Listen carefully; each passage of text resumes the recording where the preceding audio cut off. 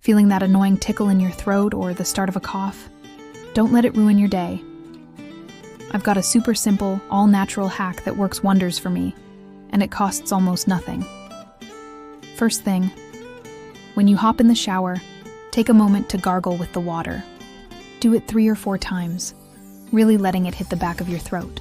You might gag a little at first, but stick with it. It really helps to clear things out.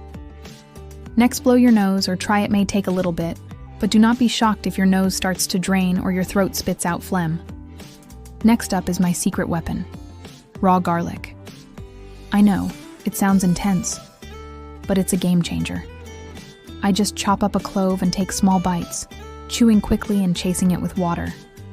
I do this in the morning, afternoon, and before bed. The taste isn't amazing, but for me, it consistently knocks out that sore throat before it can turn into something worse.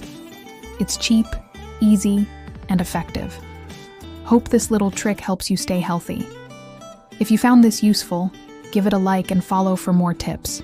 Thanks for watching.